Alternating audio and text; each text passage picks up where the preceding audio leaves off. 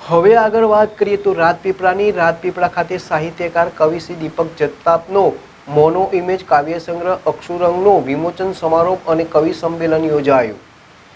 આ પ્રસંગે કાર્યક્રમના મુખ્ય મહેમાન પદે નૈષદ મકવાણા કવિ સાહિત્યકાર કેળવણીકાર વક્તા અને નિવૃત્ત જિલ્લા શિક્ષણ અધિકારી તથા અતિથિ વિશેષ પદ જિલ્લા શિક્ષણ અધિકારી નર્મદાના અધિકારી પરેશભાઈ દલસાણિયા તથા લોક સહયોગ ટ્રસ્ટના નેશનલ ગાંધી એવોર્ડ વિજેતા અલ્પેશ બારોટ તથા આયોજક બિરસા મુંડા ટ્રાઇબલ યુનિવર્સિટી રાજપીપળાના principal doctor Amit Dhorkiya, doctor Digvijaysinh Rana, Narmada સાહિત્ય સંગમના પ્રમુખ દીપક જગતાપ તથા વડોદરા અને નર્મદા જિલ્લાના કવિઓ તથા નર્મદા સાહિત્ય સંગમના સદસ્યો ખાસ ઉપસ્થિત રહ્યા હતા.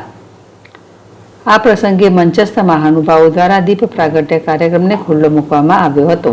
બિરસા મુંડા ટ્રાઇબલ યુનિવર્સિટી રાજપીપળાના પ્રિન્સિપાલ ડોક્ટર અમિત ધોરકિયાએ પ્રાસંગિક પ્રવચન કરી સૌને આવકાર્યા હતા. ભરતકુમાર પરમારે મહેમાનોનો પરિચય આપ્યો હતો.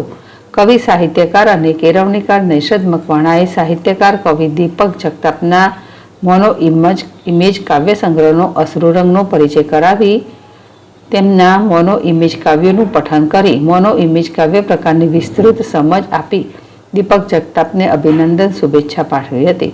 પરેશભાઈ દલસાણિયાએ શિક્ષણ કારકિર્દી ઘડે છે તો સાહિત્ય સંવેદનાઓ દ્વારા માણસને જીવાડે છે એમ જણાવી કવિ દીપક જગતાપને સંવેદના સભર કાવ્ય સંગ્રહ આપવા બદલ અભિનંદન પાઠવ્યા હતા.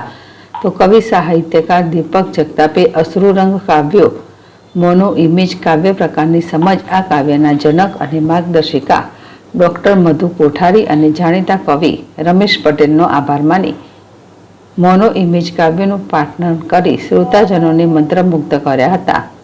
આ પ્રસંગે વડોદરા અને નર્મદા જિલ્લાના કવિઓનું કવિ સંમેલનનું સરસ આયોજન કરાયું હતું, જેનું સંચાલન નૈષદ મકવાણાએ કર્યું હતું.